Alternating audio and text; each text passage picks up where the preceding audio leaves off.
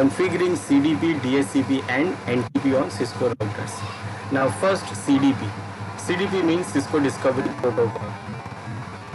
This Cisco Discovery Protocol is the proprietary data link layer protocol, and it is developed by the Cisco system, and it runs on all Cisco manufactured equipments including routers, bridges, access and communication servers and switches. CDP protocol is used by Cisco to find out information about neighboring Cisco devices. Now, using CDP, you can view the information about all the Cisco devices directly attached to the Cisco and switches and router. So basically it is the discovery protocol which discovers the neighboring devices. Whatever it is, switches, routers and all that. Now network management application can retrieve the device type and SNMP agent address of neighboring Cisco devices using CDP. So this protocol also helps the other services or the other applications to get the information about the neighbors. So this enables application to send SNMP queries to neighboring devices. Now SNMP is also a protocol. It is called Simple Network Management Protocol. It is to manage and view the network devices, status of the network devices. So this CDP also helps this SNMP protocol for the queries. We will see this SNMP also in later lectures. Now CDP allows network management application to discover Cisco devices that are neighbors of already known devices in a particular neighbors running lower layer transport protocols. Now CDP runs on all media that supports subnetworks access protocol, that is SNAP, including LAN and frame relay. And Cisco devices never forward CDP packets, but when new CDP information is received, Cisco devices discard old informations. Now what is the default configuration for the CDP? So first, the default configuration for the global CDP is enable. So by default in all the Cisco devices the CDP is enabled. Then CDP port enable status, that means for all the ports we have in the routers or switches, what is the status of those ports? So it is enabled. It is enabled, that means they will exchange the messages on those interfaces. CDP messages interval is 60 seconds. That means in every 60 seconds they send the messages to the neighboring devices, and whatever the information they get from the neighboring devices, they can hold that information to this hold down time, and that is 180 seconds. So they hold this information to 180 seconds. Then for enabling the CDP, now by default it is already enabled, but if you like to enable this CDP, then we can give command in the global configuration mode, that is CDP run. CDP run, and that will do what? Enable the CDP. And if we want to disable the CDP, then very simple, we can disable it by the interface, or we can disable it by the global configuration. That means globally we can disable it directly, or we can disable it by the interface wise.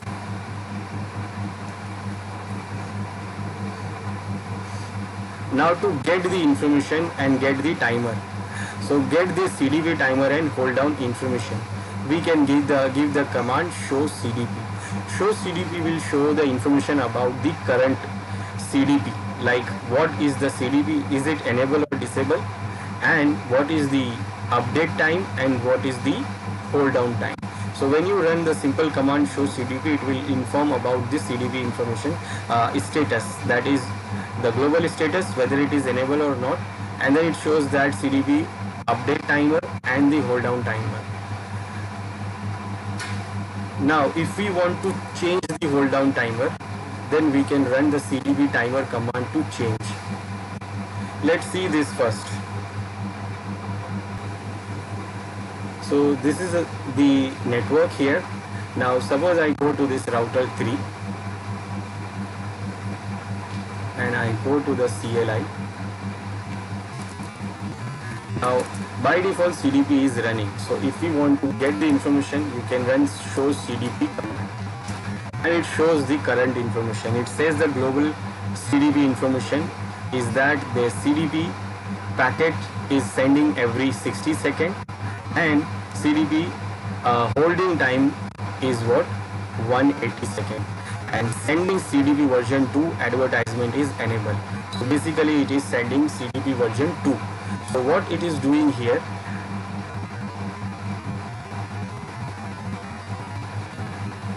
so this is the router. So what it do here, after every 60 seconds it sends the CDP packet to the neighboring devices. So it send it onto this side. So this side we have router 2 connected, and in this side it send, and it is router 4 here. So it will send this time this side also, on also this side. In this side we have Cisco device, Cisco switch. So what, when the packet says the Cisco, when it sends a CDP packet here in this side, so this router 2 is also Cisco device. So what it will do, it will send the reply, and in the reply it send its own information that I am this and this is my all information.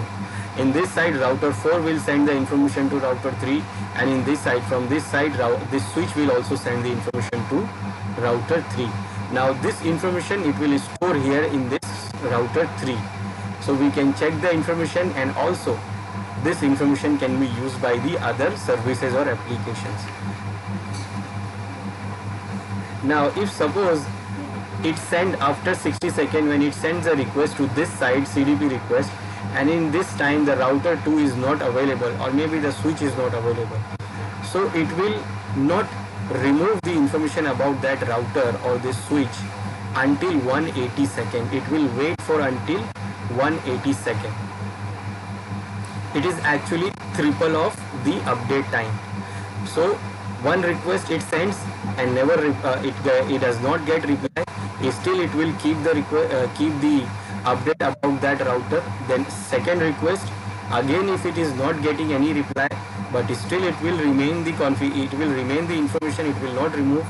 Then when the third time when it sends the information, the sending of the request, and still it does not get the reply, that means 180 seconds is completed. Now this time what it will do, it will consider that the device is dead and it will remove the device information from the router. So this is the simple way CDP works.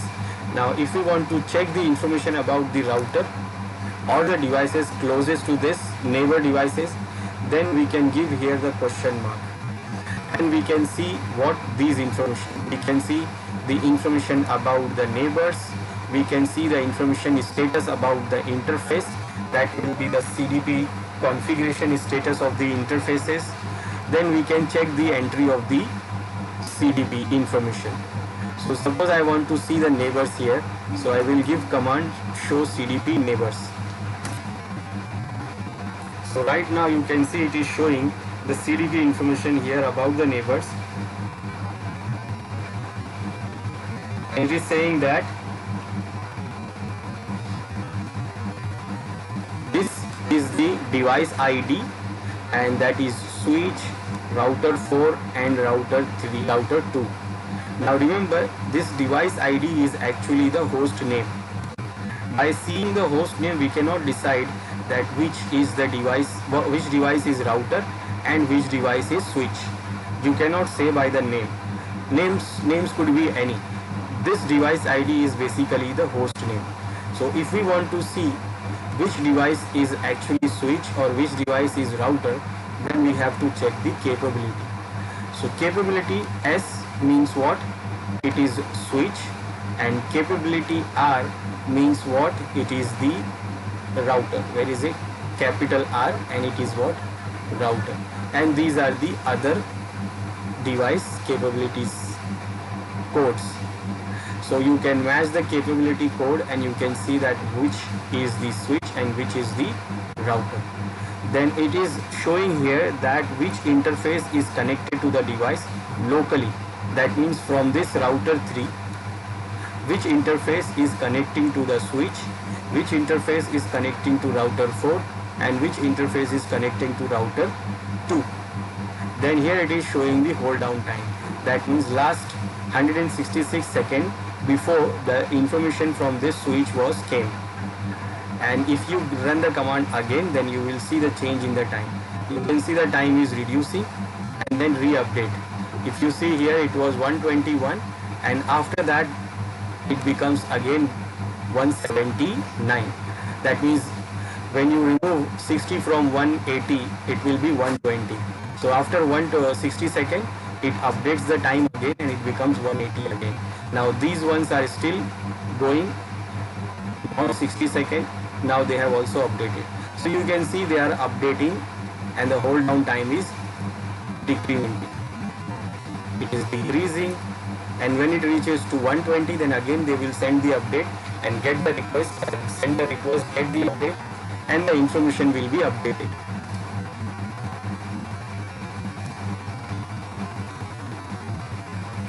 Then here it says information about the platform, the version of that switches and the routers. You can see it is mentioning the platform of those switches, and then here it is showing the remote port. Remote port, that means this router is connected to the switch and this is the switch port which is connecting to the router, and the other side router 4 is connected from serial 0/0. Router 2 is connected from 0/1. We can verify by the design here. So we can see here the router 2 is connected with the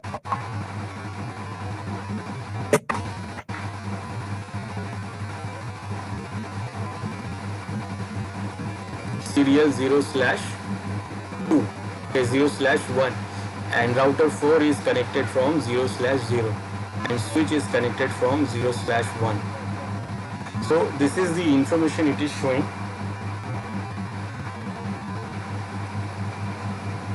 About the router.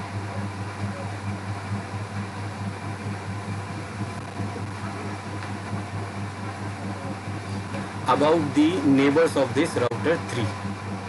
Now if we want to get the detailed information, then we can use neighbors details and it will show you the detailed information, and detailed information is like this.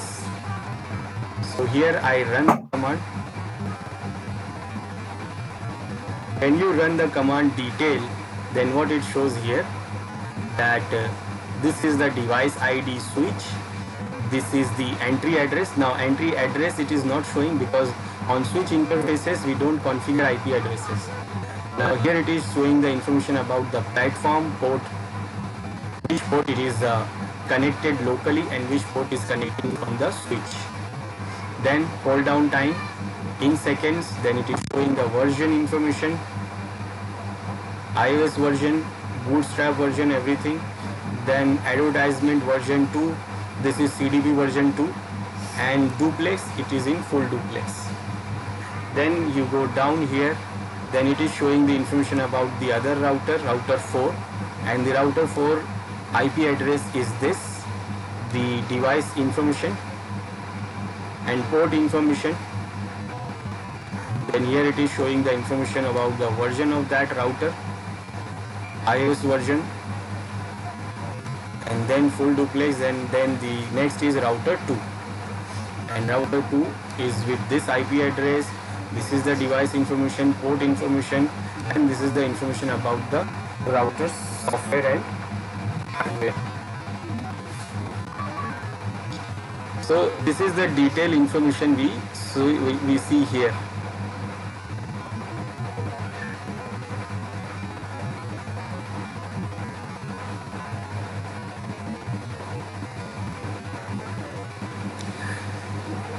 Then we can check the CDP.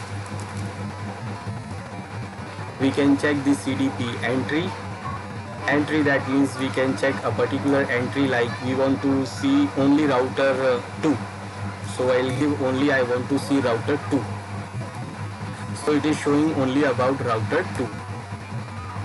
So we can see a particular entry of the router CDP. Then we can check the interface status. We can check the CDP status for the particular interface. For example, I want to see the status about fast Ethernet 0/0. So it is saying here that on fast Ethernet 0/0, the line protocol is up, the port is up, and CDP is also enabled, and it is sending the packet every 60 seconds on that port, and the hold down time for that port is also 180. Now we don't have to run the CDP because it is by default enabled in every Cisco devices. That is why we are seeing this information.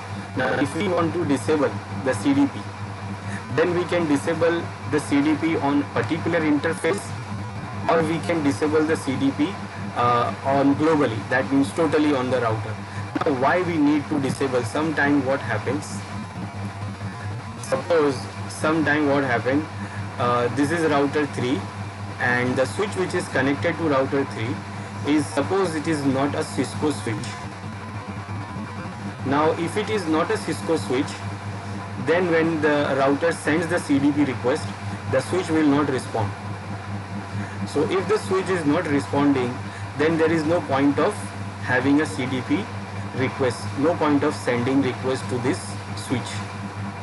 So what we can do here, we can disable the CDP on this particular interface so that our router will not send the CDP request to this port, to this interface, and it will not send the request to this switch. So we can do that by disabling the CDP on a particular interface. So from that side we will not do any request and reply for CDP. So if we want to disable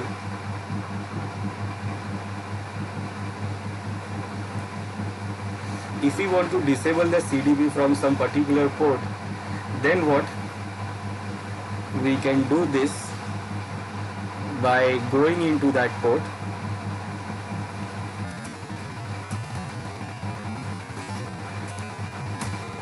So right now on this port, this switch is connected, and before 130 seconds it was updated.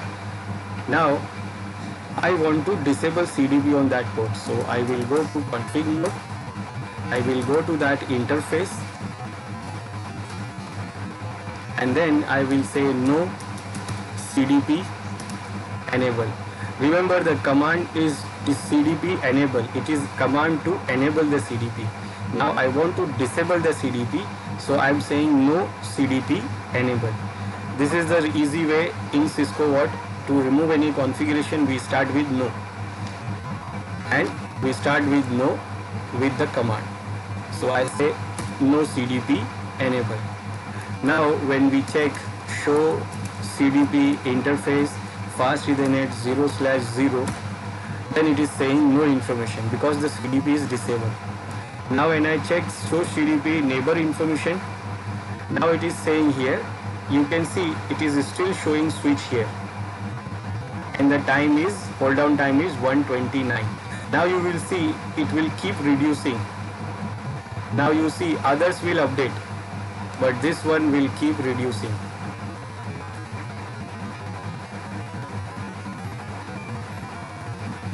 Now we see here, this one after 120 it goes back to 178 again, that means goes back to 180 again, but this one is not going back because we have disabled CDP on this interface. So no request, no reply, but it is not removing it here because it will hold for 180 seconds. So it will hold for the 180 seconds the information, and it will hold, and after that it will remove. So it will hold the information and it will keep try after every 60 seconds. So if it does not get any reply, then it will do what? After 3 requests, when it does not get any reply, then it will remove the information from the CDP information. It will remove from the CDP. So this information will be removed after 62 seconds because we have disabled.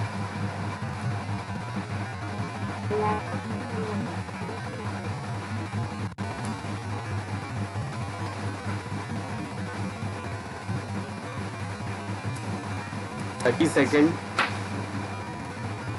28 seconds,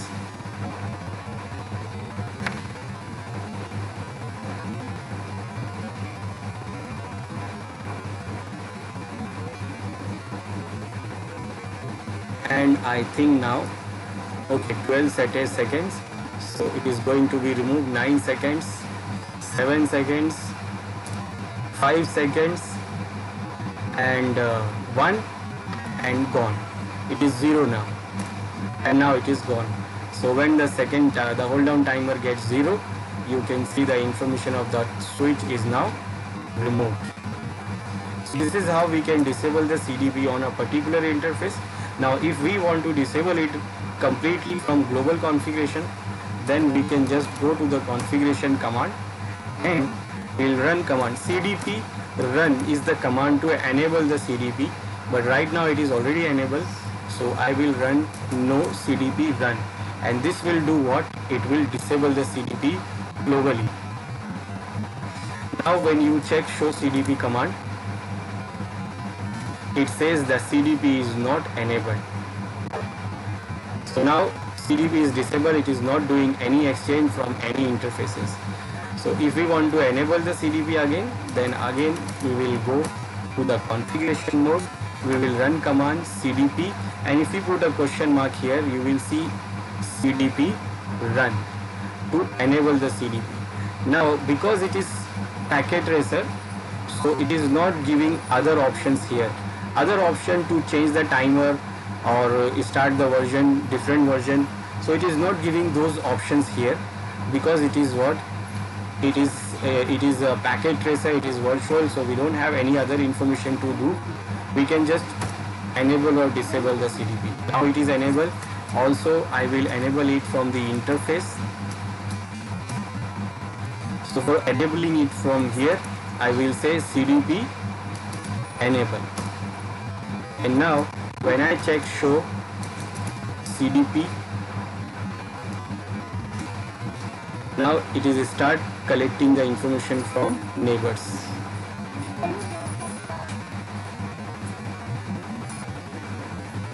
So you see, when I run the CDP and in the configuration mode, when I run CDP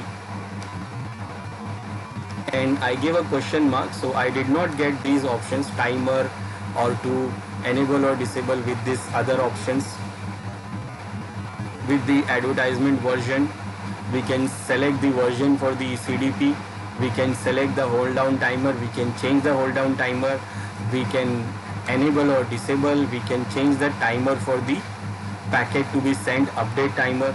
So we can change all these settings from the global configuration mode after the CDP command. But in a packet tracer, when I give question mark, it shows only CDP run, because in packet tracer we don't have these other options. We can only run or we can only no run. We can enable or disable only. When you run the command on the real router, then you will get the option to change the timer and all that. So to get the information, we can run show CDP. We can change the hold down timer also by using CDP timer command, and we can mention whatever timer we want. We can change the timer from 5 seconds to 250 seconds, 254 seconds. Then we can change the hold down timer also from 10 to 255 seconds within this. Then we can get the neighbor information by using show CDP neighbors command. It will show all the neighbors information like device ID. So when you run show CDP neighbors command, it will show you the information about the neighbors. This is the brief information. It is not detailed information. So if you want, then you can get the detailed information with the command show CDP details, neighbors details. So when we get the information of the neighbors, so it is including with the neighbor's device ID, which is the host name, then the local port, type and number, then the hold down time in second, then the neighbor's network device capability, whether it is switch or router, then neighbor's hardware platform, and then neighbor's remote port, type and number. Now show CDP entry, that means if you want to see any particular entry of the router or device with the device ID. So you can check a particular entry with the device ID. Suppose it shows router 1. So you want to see the information about router 1, then you can give show CDP entry for router 1. So it will show you the detail about that router 1. And if you want to see the detail of the neighbor, then you can run source CDP neighbors detail, and it will show the detailed information about the router. Now what information it shows in the detail? Device ID. This is the name of the neighbor device and either the MAC address or the serial number of the device. Then entry address is the list of network addresses of the neighbor devices. Then the network protocol address, that is the network address of the neighbor's device. The address can be IP, IPX, AppleTalk, DECnet or CLNS protocol conventions. Platform, that means the product name and number of the neighbor device. Then the capability, the device type of the neighbors. This device can be a router, bridge, transparent bridge, source routing bridge, a switch, host, an IGMT device or a repeater.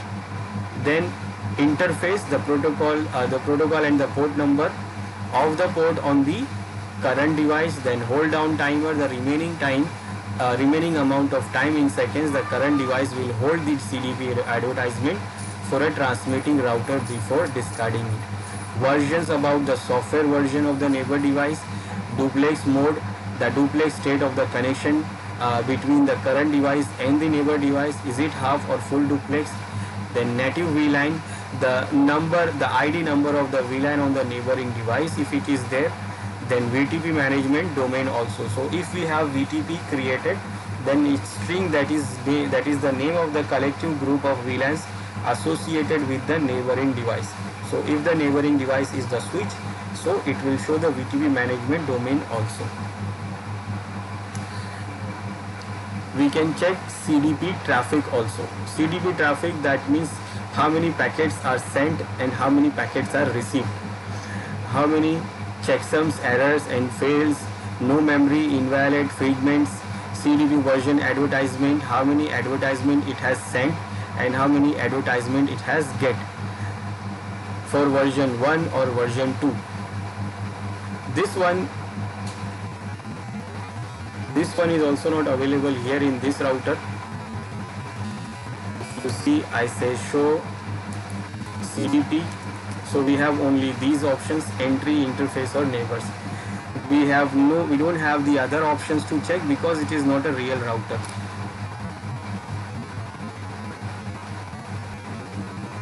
So on a real router I can run source CDP traffic also. And what it shows here, it shows this output of the CDP traffic is this, the total packet output, input, the CDP version packets which we have sent and received. Then HDR syntax, this is the number of CDP advertisement with bad headers and received by the local device. And checksum errors, that means the number of times the checksum, that is verification operation, failed on the incoming CDP advertisement. Encapsulation failed, this is the number of times the CDP fails the transmission advertisement. On an interface, because of the failure caused by the local device. And bridge port, no memory, this means the number of times the local device did not have enough memory to store the CDP advertisement in the advertisement cache table, and when the device was attempting to assemble advertisement packets for transmission and first them when receiving them. So basically when it is not having a memory to store the information about the advertisement of CDP. Invalid, the number of invalid CDP advertisement received and transmitted by the local device. Fragmented, that means the number of times fragmented or portions of a single CDP advertisements were received by the local device instead of complete advertisement. CDP version 1, version 2, output and input. It is the version 1 output and input device, CDP information or CDP advertisement. So how many times these things happens, you can see here the numbers. Total packets, how many header errors, checksum error, encapsulation failed, how many times it says no memory, invalid or fragmented problem, and how many times we have sent and received the version 2 and version 1 CDP advertisements. So this all we will see when we run the source CDP traffic command. Then show CDP interface will show you the information status about the CDP on the particular interface. That the protocol is enabled, the line protocol is enabled, what is the encapsulation, what is the CDP sending packet in second and hold down timer. It will show you information about, and if you use it on serial interface, then it will show you the encapsulation also about the interface, and again hold down timer and send timer. Now this is CDP we have.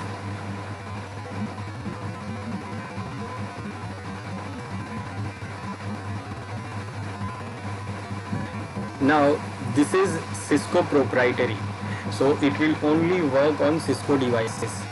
Now there is another version of the CDP protocol, another thing like CDP protocol for the other version of the other devices, like this is where there is no Cisco devices. So there is also one protocol is work. It works. It is LLDP, that is Link Local Discovery Protocol. It is also there, but not on Cisco devices. On Cisco devices it uses by default Cisco CDP, but LLDP is also there. That will be used on non-Cisco devices because CDP will not work on non-Cisco devices. The work is same. The working is same. It is working like same CDP, and commands are almost same. Like if you want to check the information about CDP LLDP, then the commands are also same, and it works same, but it works on non-Cisco devices.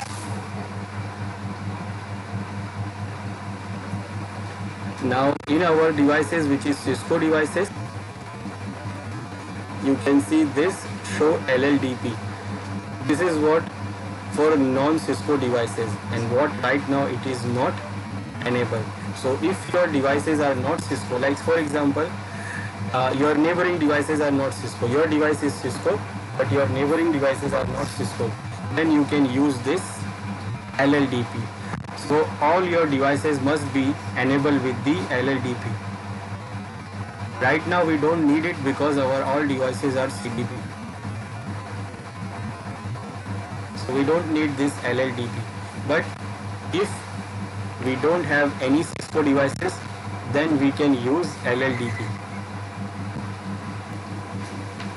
So in case either our all devices are not Cisco, or suppose your device is Cisco but other devices are not Cisco, then the devices they will not able to use CDP, so they will use LLDP, and then in your device also you have to use LLDP. Whether your device is Cisco but still the CDP will not work, so you have to disable the CDP and you have to start the LLDP for other devices. Now in this case all the devices are Cisco, so if I want to use LLDP, then I have to disable in all the devices, I have to disable the CDP, and then I have to enable the LLDP to work. But they work same. Now the next thing is DHCP. DHCP means Dynamic Host Configuration Protocol. And why we use it? We use it in our network. All end user devices need an IP addresses to access the network. Static IP addresses are usually assigned to routers, management interfaces, on switches, servers and other devices on the network, which do not change the location either specifically or logically.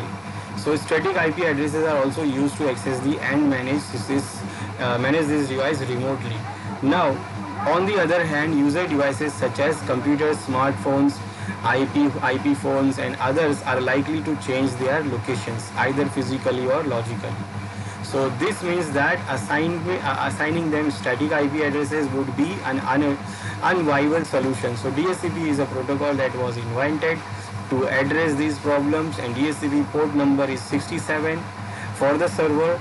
And with DHCP we can assign IP addresses information to user nodes automatically, which saves on the administrative overhead that would be involved in assigning IP addressing information to client statically. When we go for static IP address configuration, that means it is a very big task. If we have 10-20 machines, then it can be handled, but suppose you are having 100-500 machines, then it is very difficult to assign IP addresses statically. So for that, what we can do, we can use DHCP. Now DHCP do what? This is the operations of DHCP. Its job is to assign the IP address. Simple. IP address information, that means all the information related to IP address. Assigning IP addressing information to user device is one of the most important tasks that are performed by the DHCP server in our network, and it completes this task in one of three ways. First, manual IP allocation. That is what in this type DHCP allocation, the network administrator assigns user with IP addresses from the DHCP server, and then the DHCP server communicates this information to the client. Other automatic automatic IP allocation. In this mode, the DHCP server assigns static IP addresses to client from a pool, and these addresses do not change unless the administrator configure it differently. Then dynamic IP configuration. Dynamic IP allocation. In this mode, the administrator configure a pool of addresses which can be assigned to client, and the client then requests the IP addressing information from the DHCP server, and they are given an IP address and other addresses information for a particular time period. When the time expires, the IP addresses is returned to the DHCP pool, and the client has to request another IP addresses. So basically we configure DHCP server in dynamic IP allocation. Automatic IP allocation or manual IP allocation is like a mapping some IP addresses from DHCP. Like we configure a fixed addresses from DHCP, that every time when this client asks for the address, you have to provide this IP address. That settings are available on DHCP servers. Other than that, we use dynamic IP allocation. In that, it uses the process DORA. It uses this DORA process to allocate the IP addresses to client. And how it works? It works like this. This is your DHCP server. This is your PC. Now when you put your PC on IP allocation, automatic IP allocation, then what your PC do? It sends the DHCP discover broadcast, so that everyone will get the request. It is like a request to get the IP address. And it sends the request to everyone. It is a broadcast. So in all the machines within the network will get the request, and nobody will send the reply, only DHCP server will reply. And it will send this broadcast on port number 67. So port number 67 of DHCP is enabled on this DHCP server. So it accepts the request on port number 67. And other devices in the network will not accept, because they are not listening on that port, because they are not DHCP server. So when client sends a discover broadcast, only DHCP server accepts it. Now DHCP server will do what? It will do offer, and offers will be unicast. Now how it is unicast? Because remember, this client does not have any IP address. So it is trying to get the IP address from DHCP. So if it is not have any IP addresses, so it does not know what is the network and who is the DHCP server. This client does not know anything. That's why it do broadcast. But when the server sends an offer, now it knows the MAC address of this PC, because when it sends the broadcast, so source address none, destination address none, but the source MAC address is there. Source MAC address of this PC will be there, and the destination MAC address, again it is the broadcast address, because it does not know about the DHCP server. So because it is adding the source MAC address of its own, when the DHCP server sends the offer, it goes unicast to that MAC address. So it will not go anywhere else, it will directly go to this PC, because it is unicasting the offer to that particular PC. It is offering, what is it is offering? It is offering an IP from the pool. In the DHCP server, we create a pool of IP addresses. We create a pool of IP addresses that we will say that this range is available to allocate, and this is the pool of IP addresses. Now one of the IP from that pool, the DHCP server will check that is it free, is it available, then it will offer to this client PC. Now client PC will do it will do what? It knows that I need an IP, so it will request it for the DHCP server. Again it will do broadcast. It does not know anything about DHCP server again. So it will do what? It will do the broadcast and it will again say, okay, I want to accept this IP address, request it. And then the DHCP server will do what? It will note the request here. It will add into the database the information that this client, I have given this IP, and for this time, that means the lease time. So it will add the information in the database that this IP is given to this machine for this time, so that the IP will not be given to any other machine within that time. And then it will send the unicast acknowledgement that yes, I have added that IP into database, now you can use that IP. And then what? The PC will use that IP and apply it on on its system, and it will start the interface. And this process is also called DORA. DORA means discover D, offer O, request R, and acknowledge A. DORA. So this is the process to allocate the IP address from DHCP. And what it assigns? It assigns the IP address, the subnet mask, the gateway, the DNS server. It assigns everything. Now configuring router as DHCP. Now write down a range of IP addresses that should not be allocated by the DHCP server. In most cases, these are statically assigned IP addresses that have been configured. Create a pool of assignable IP addresses using the command ipdhcp pool in the global configuration mode. Configure the information that is needed in the pool, such as the default gateway, subnet mask, domain name, and all that. Excluding IP address means we can exclude some IP addresses also from the router's configuration of DHCP. Switch management interface and server from DHCP. The device we will exclude from participating in DHCP have been configured with the static IP addresses. So suppose we are configuring a pool of IP addresses, like I am saying IP from 1 to 254 should be given to machines if anybody asks for the IP. So this is the pool. This is the pool from 1 to 254 is the pool. Now I want to use some IP statically from that pool. Like we have only the IP address available, this 1 to 254. But I have some servers and I don't want to have dynamic IP on those servers. I want to assign those important servers in static IP. I want to assign the static IP on those servers. So what? I will exclude those IPs from the pool. We will give a total pool that I want to use this pool, but from that pool I will exclude that particular IP or IPs, so that I can use those IP on some servers, some important servers. I can configure those IPs statically, and we can configure exclusion like this. And we can create the pool by using this command. Now in first place, why I create DHCP server, DHCP on router? Remember this thing, that basically we don't do this. We don't do and we don't configure DHCP on routers. Now why we don't do this? Because the router is already having a very large traffic, and it is processing already a large traffic, and you want to put another load of managing DHCP on the same router. It is not good. It is not a good idea. So basically, if you are having a big network, so you should not put an extra load on router to manage DHCP. You should have a separate DHCP server, and that you can configure on in your network, whether it is Windows or Linux device.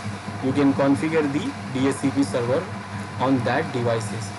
You should not configure a router as a DHCP server, because it can be difficult for the router to manage the traffic and also manage the DHCP.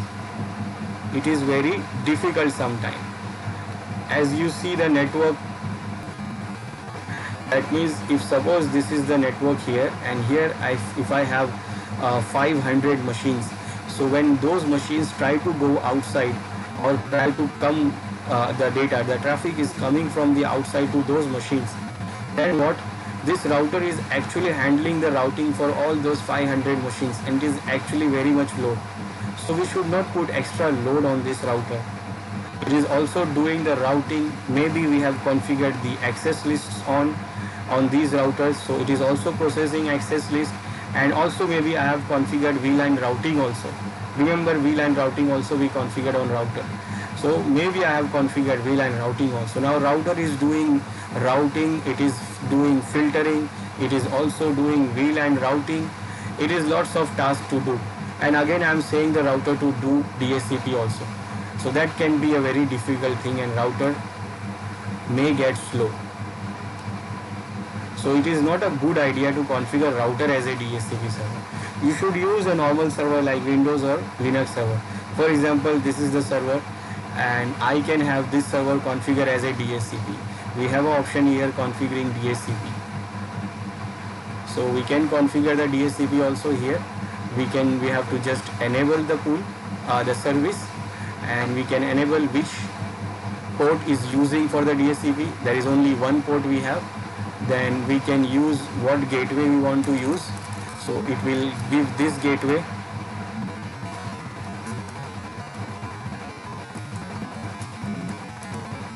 What is the DNS server? And then we can use the pool like from start IP to end IP. We can manage from start IP 1, and then we can go for the subnet and maximum number of users, that means IPs which you want to assign. We can mention the TFTP server also, we can mention the WC server also. And what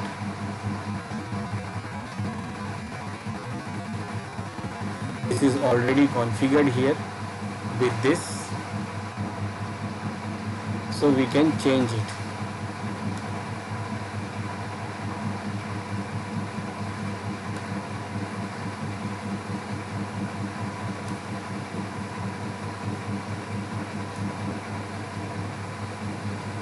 So we can select this to change. So I will change this. Gateway will be 70.100 and DNS will be 70.3. It will start assigning IP from 1 and it will assign to 54 IP and so that. Oops.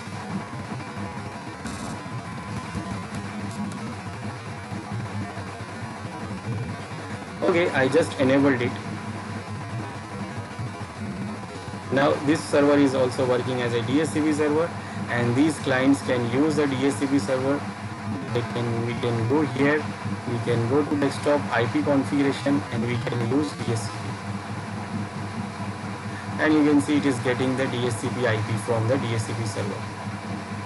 So we can do this, or we can use static IP. Now we can do this, or we can use the static IP.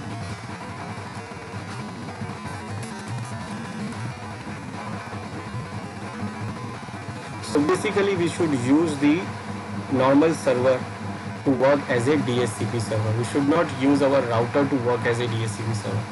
But if we like, then we can configure our router also to work as a DHCP server. This we can do. Suppose we are having a small network and we are not having a money to have a separate server, separate DHCP server for the network, and we just want to create a small network. We have small, suppose we have a site office which is a small site, and we don't have to have a server to store there. So we can just create our DHCP server. We can configure our router as a DHCP server also.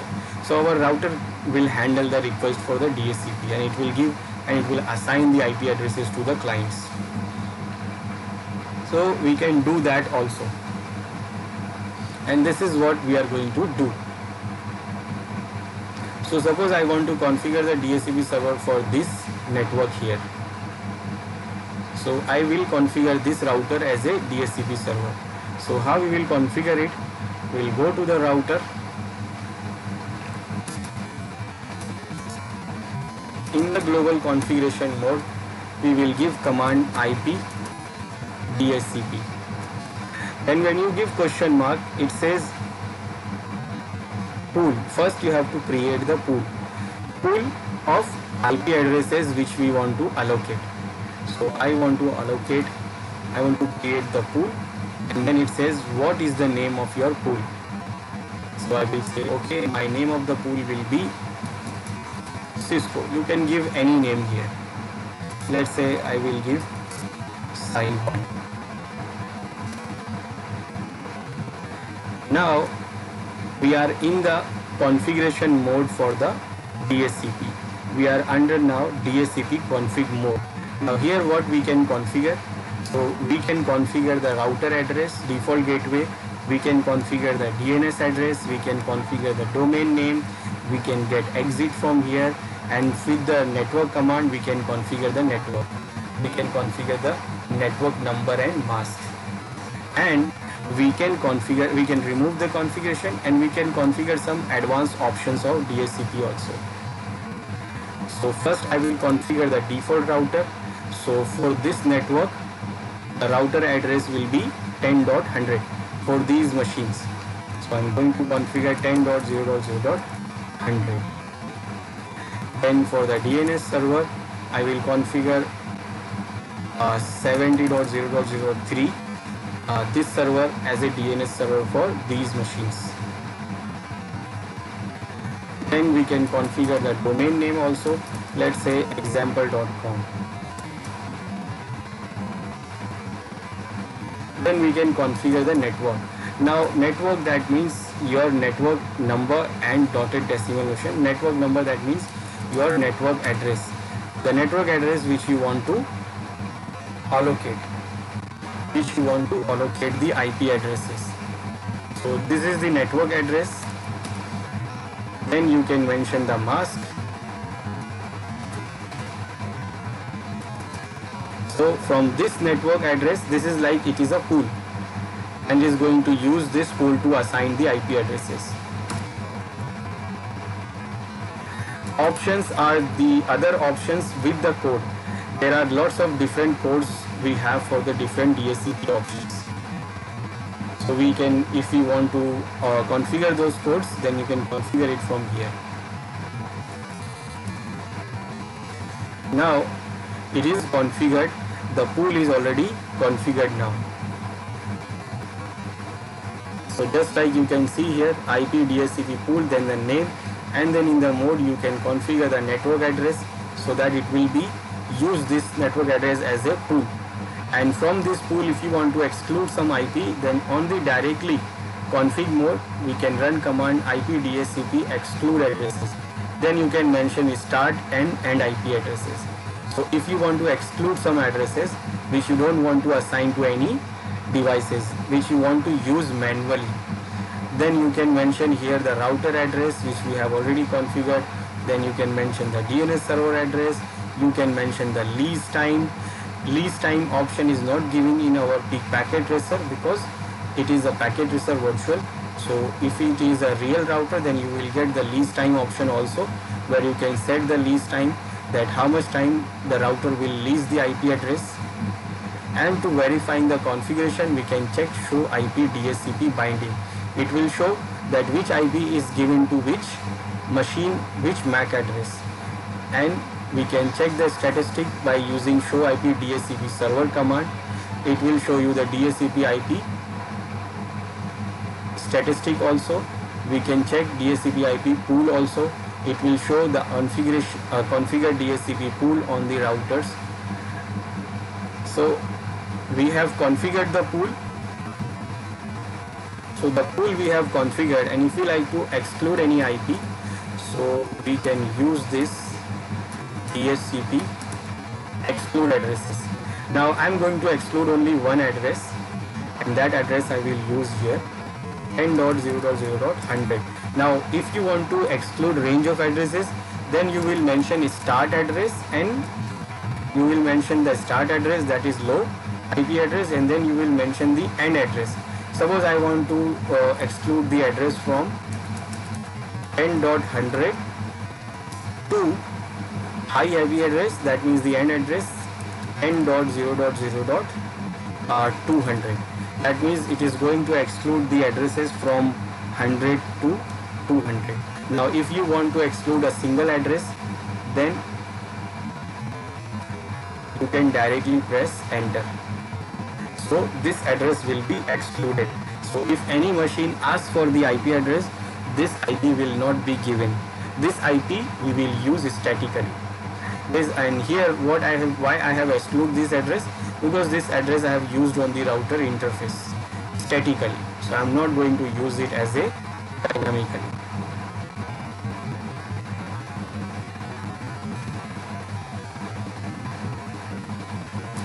Then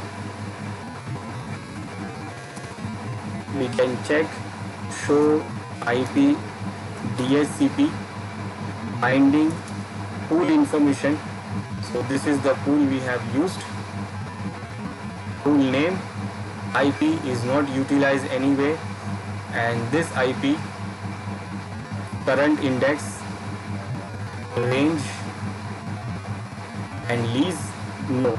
Only lease is no. We have not assigned any IP till now. We have excluded one IP, and total IP available is this. Then what we'll do now, we will try to get the IP address from this router. I will go to these machines and try to get the IP address. So here I will go to the desktop, and by default it is on static. So I will go to DHCP. It is requesting, and now it got the IP address, and you can see it is getting the IP address, the first IP address 10.0.1, and this is the gateway it gets, and this is the DNS server it gets. So it gets these IP from what? Router. So when I go here and when I say I want to get the IP address, it is static. I want to get it from DHCP. So when you set it on DHCP, so it will send the discover packet, then the offer packet comes, then it sends the request, then acknowledgement, and then it will get the available IP. And now it gets the next IP 10.0.0.2. For this machine,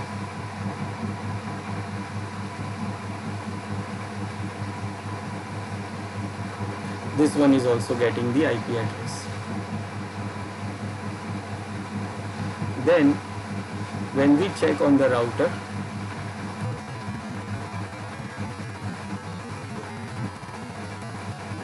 show IP DHCP pool, now we can see here it says 3 IPs are leased. 3 IPs for those 3 machines. So address leased is 3, total is this, excluded address 1, and no pending event. If we check show IP DHCP binding, then it shows the IP addresses given to the MAC addresses. So it knows about the MAC address. That means when you send when the client sends the request, it sends the request with the MAC address.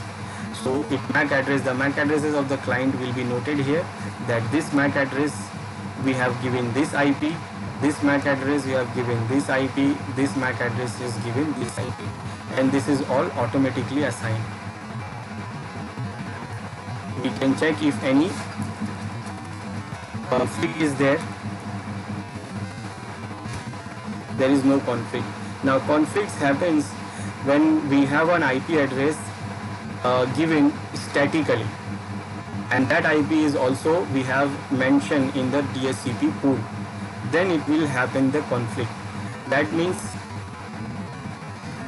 I have used one machine here and I have assigned the static IP there, and I am also using IP, like that IP is also I have used in the DHCP pool. For example, here I have used the whole range of 10. I have given the range to the DHCP, then I have said DHCP to allocate all the IP addresses from the range except this IP. I have excluded this IP. Now suppose I use one machine here.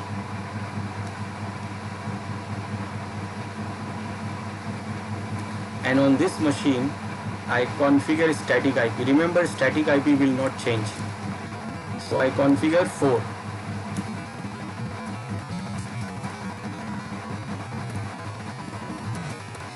These all IPs I have configured statically. Now remember, I have given this range to the router also, the DHCP server also, that it will also give this IP to anyone.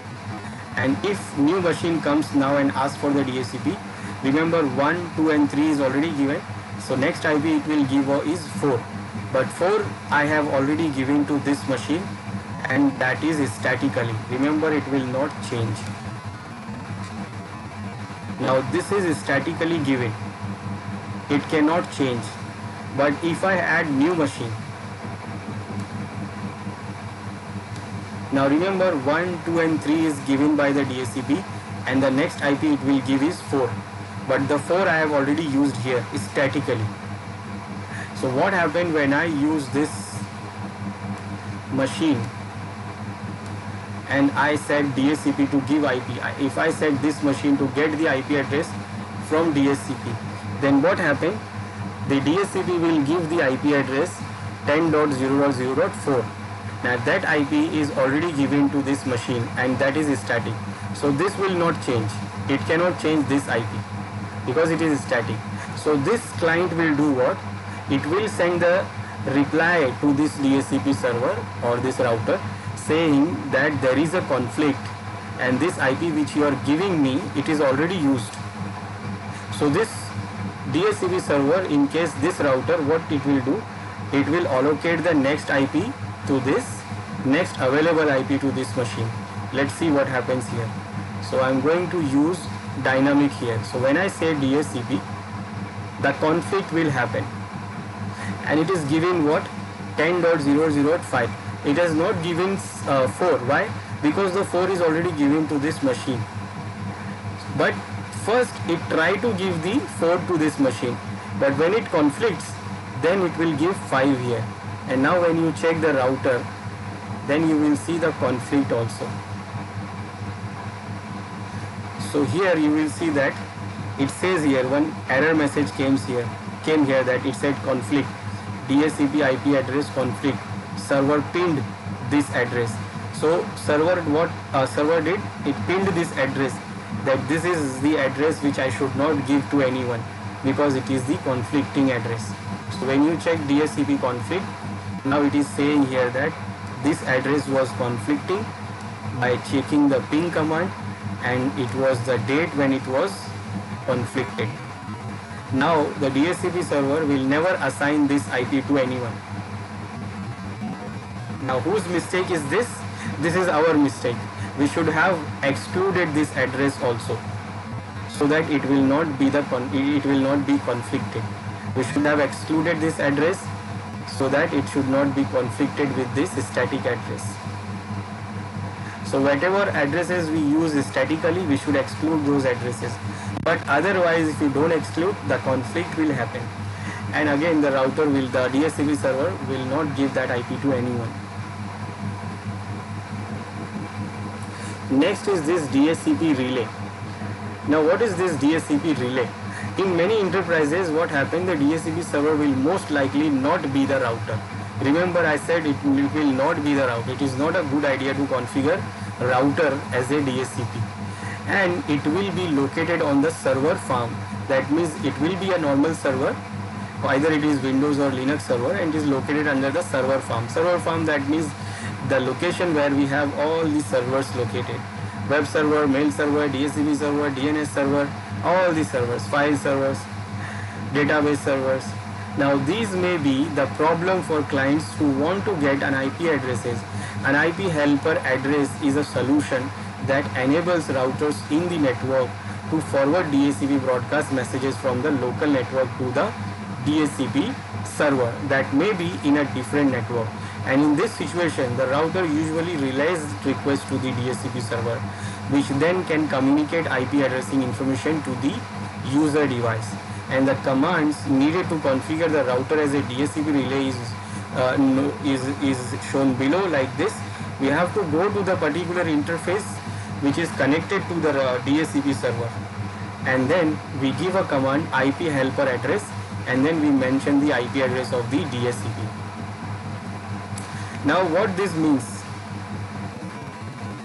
That means, suppose in a design, suppose you are having your machines in this network, and these machines are connected to a router. First they will connect to the switch,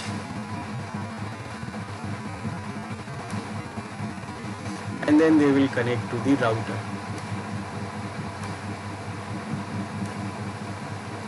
Now we have a DHCP server, but the DHCP server is available on the other subnet. It is not in this subnet, and we have configured the pool here in this subnet for this network. Now this host should get the IP address from this DHCP server. Now how they will get? They will send the broadcast discover packet, and it will go to the DHCP server. Then DHCP server will send the reply, unicast. Now again these clients will send the request, and that is also broadcast. That request will go to this DHCP server, and then DHCP server will acknowledge with the unicast, and then these clients will get the acknowledgement, and then they will assign the IP address. Now the problem is this router. This router does not forward broadcast.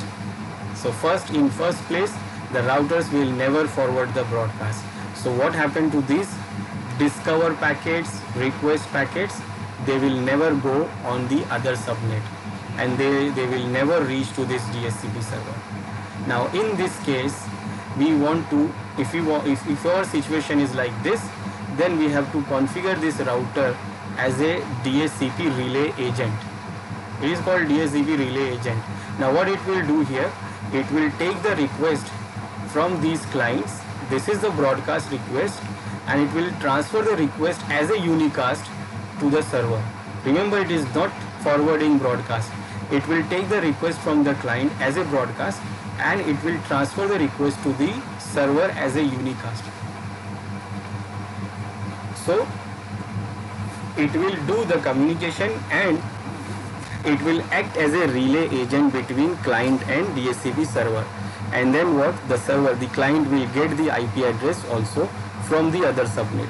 And for that, we should configure the router as a DHCP relay agent, and that we will configure on that interface. Now for the practice, what I will do, I will configure this server as a DHCP server, and I will configure the pool for this network. So for this network, that means if this machine wants to get the IP from the DHCP, then they have to send the request to this DHCP server, which is in different subnet. So first I will configure the pool here. So I will go here, and I will go to DHCP, and this will be the pool, server pool. I will change the name. This will be pool 2, and then the gateway for this network will be 100. DNS, I will the DNS will be same. The range will be 50. This will be the IP addresses, no TFTP, no WLC, and I will save this range.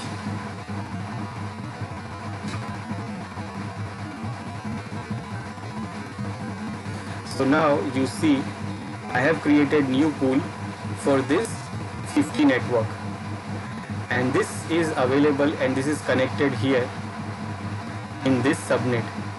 Now I have to configure the router as a DHCP relay, so that it can forward the request to this DHCP server. We configure this server with a pool for the 50, network 50. Now network 50 is under this subnet in this side. So what we did here, we configure the router 3 and the interface which is connecting to this network is this fast Ethernet 0/0 of router 3. So we configure this interface a relay for the DHCP. So whenever these clients sends the request for the DHCP, it sends a request for DHCP. So request broadcast will go to this interface, and the router will accept the broadcast, and it will forward the broadcast to this, forward the request to this server, and this is what it forward unicastly. That means the request after this router goes unicast. So this router 4 will also not stop it, and it will send it to the router, and then this router will send the reply, and then these clients will get the IP. So what we did here on router 3, we go to the interface,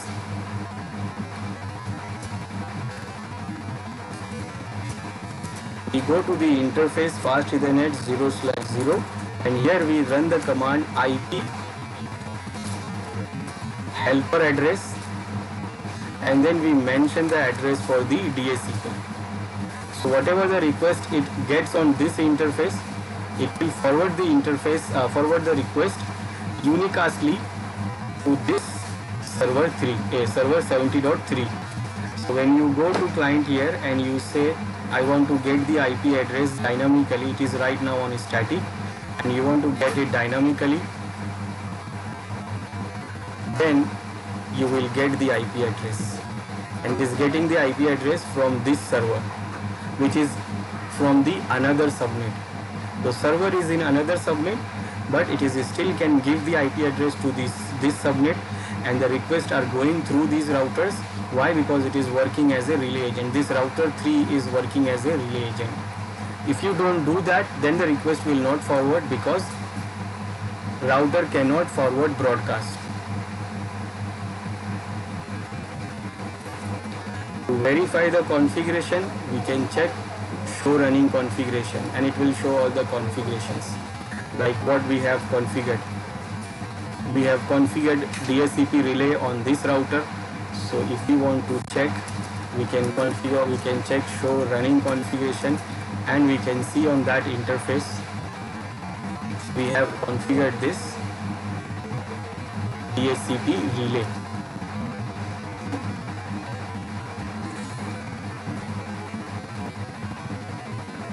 Now this network time protocol.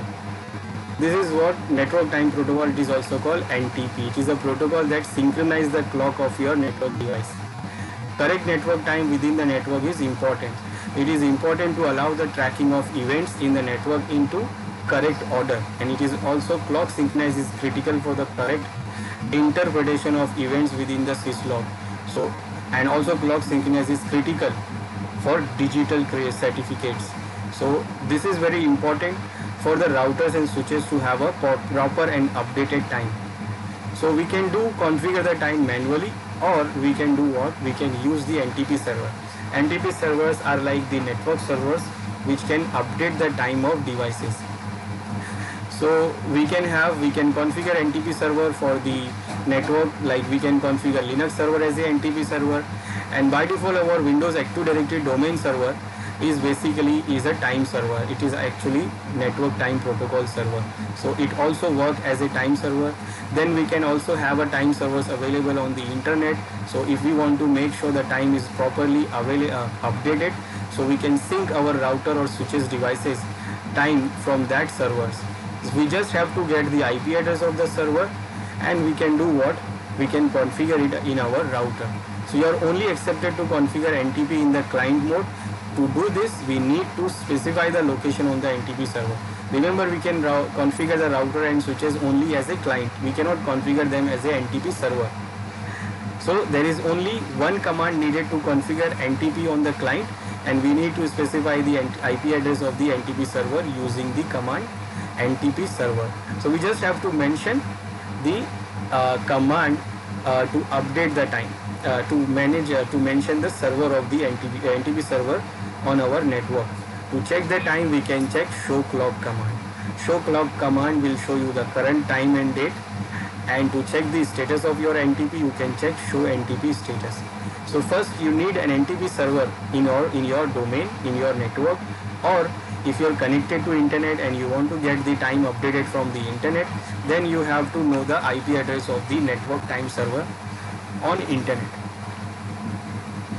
So Microsoft Windows also have the time syncing from their own Microsoft time server, and we can also have some free available servers which can update. So you can just get the IP address and assign the IP address to the device, whatever device you have, router or switch. So for example, in our packet tracer, what we will do, in our packet tracer, the server which we have here, it also has NTP. Just like DHCP, it also has NTP protocol, and it also has this, and we can enable this.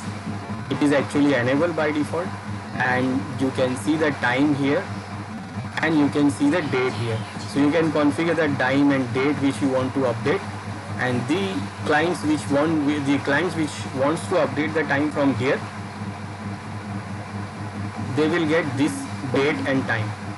So let's see, I want to update it to my server, my router. So this router, I want to get the time updated from this server. So what I will do, I will go to this router, and first I will check show clock. Now what it is saying here, it is actually showing the time of March 1, 1993. Why it is showing this? Because this is the manufactured time. So whenever the router starts, it actually shows the time of the iOS version. So it is the time of the iOS version, and this is what 1993. Now I want to get the update from the NTP server. So what I will do, I want to get the latest time, and I want to sync the time from the NTP server. So I will go to configure mode. I will configure NTP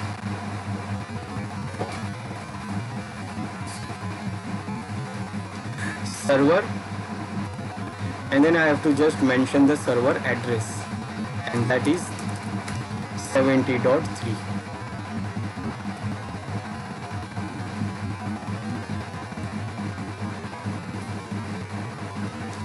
Now let's check show clock command. Now it is still not updated.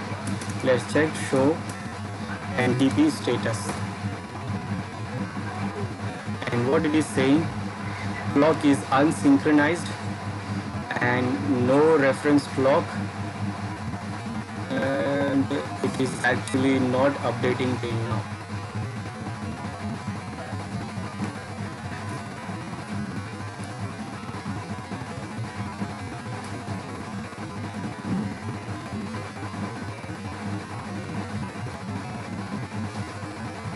Okay, now it is updated.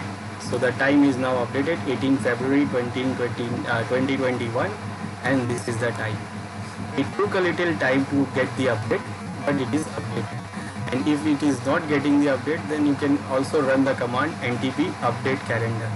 It is to configure NTP update for the calendar. So it will update, and it will take a little time, but it will update. Then show NTP status will show the status. Now it is showing that reference is taking from this server, and it is getting the update from this server. So this is what the NTP. So this is how we can configure the router or even a switch to get the update from the NTP server, time update. Then we have seen how we can configure DHCP server on our router, how we can configure DHCP relay agent, and also we have seen what the CDP. So this is the topic, configuring CDP, DHCP and NTP on our sister routers.